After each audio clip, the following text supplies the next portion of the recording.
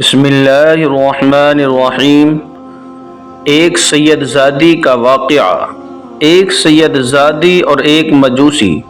ملک سمرقند میں ایک بیوہ سید زادی رہتی تھی، اس کے چند بچے بھی تھے۔ ایک دن وہ اپنے بھوکے بچوں کو لے کر ایک رئیس آدمی کے پاس پہنچی اور کہا، میں سید زادی ہوں، میرے بچے بھوکے ہیں، انہیں کھانا کھلاؤ۔ وہ رئیس آدمی جو دولت کے نشے میں چور اور برائے نام مسلمان تھا، کہنے لگا، تم اگر واقعی سید زادی ہو تو کوئی دلیل پیش کرو۔ سید زادی بولی، میں ایک غریب بیوہ ہوں، زبان پر اعتبار کرو کہ سید زادی ہوں، اور دلیل کیا پیش کروں؟ وہ بولا، میں زبانی جمع خرچ کو نہیں مانتا، اگر کوئی دلیل ہے تو پیش کرو ورنہ جاؤ۔ وہ سید زادی اپنے بچوں کو لے کر واپس چلی آئی۔ ایک مجوسی پارسی جو آگ کی پوجا کرنے والا تھا، رئیس کے پاس پہنچی اور اپنا سارا قصہ بیان کیا۔ وہ مجوسی بولا، محترمہ، اگرچہ میں مسلمان نہیں ہوں، مگر تمہاری سیدات کی تعظیم و توقیر و قدر کرنا جانتا ہوں، آؤ اور میرے یہاں ہی قیام فرماؤ، میں تمہاری روٹی اور کپڑے کا ضامن ہوں۔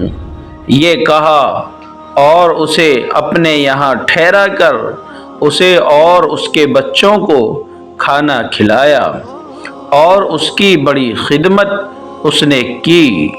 رات ہوئی تو وہ برائے نام مسلمان رئیس سویا، اور اس نے خواب میں حضور صلی اللہ علیہ وسلم کو دیکھا، جو ایک بہت بڑے نورانی محل کے پاس تشریف فرما تھے۔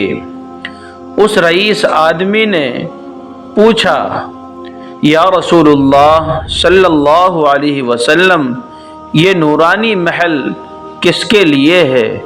حضور اکرم صلی اللہ علیہ وسلم نے فرمایا، مسلمان کے لیے۔ وہ بولا، حضور میں مسلمان ہوں، یہ مجھے عطا فرما دیجئے۔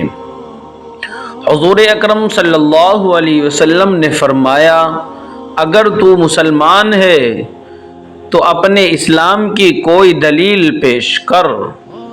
وہ رئیس یہ سن کر بڑا گھبرایا۔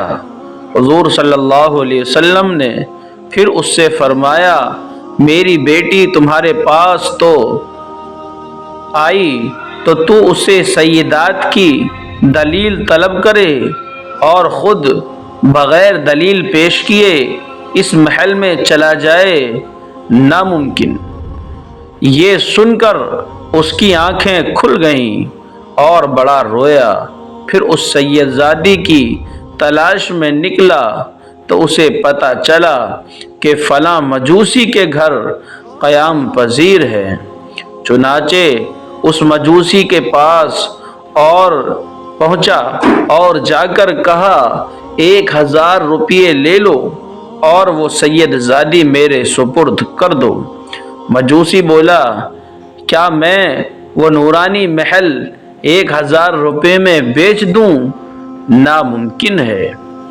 سن لو، حضور صلی اللہ علیہ وسلم جو تمہیں خواب میں مل کر اس محل سے دور کر گئے ہیں، وہ مجھے خواب میں مل کر اور کلمہ پڑھا کر اس محل میں داخل فرما گئے ہیں۔ اب میں بھی، میرے بیوی بچے بھی، اپنے بیوی بچوں سمیت مسلمان ہوں۔ مجھے حضور صلی اللہ علیہ وسلم بشارت دے گئے ہیں کہ تو اہل و عیال سمیت جنتی ہے۔ نزہۃ المجالس، جلد نمبر 2، صفحہ نمبر 64۔ سبق۔ اس کہانی سے ہم کو یہ سبق ملتا ہے کہ دلیل طلب کرنے والا برائے نام مسلمان بھی جنت سے محروم رہ گیا، اور نسبت رسول کا لحاظ کر کے بغیر دلیل کے بھی تعظیم و ادب کرنے والا ایک مجوسی بھی دولت ایمان سے مشرف ہو کر جنت کو پا گیا۔ ناظرین، معلوم ہوا کہ ادب و احترام اور تعظیم رسول کے باب میں بات بات پر دلیل طلب کرنے والا برائے نام مسلمان بدبخت اور محروم رہ جانے والا ہے۔ ناظرین، یہ واقعہ آپ کو کیسا لگا پلیز کومنٹ کر کے ضرور بتائیں، اپنی رائے ہمیں بھیجیں تاکہ آنے والا واقعہ اس سے بھی اچھا ہم آپ کی خدمت میں پیش کر سکیں۔ تو ناظرین، واقعہ اچھا لگا ہو تو پلیز اس کو لائک کریں، کومنٹ کریں اور شیئر کریں، چینل کو سبسکرائب کریں۔ السلام علیکم ورحمۃ اللہ وبرکاتہ۔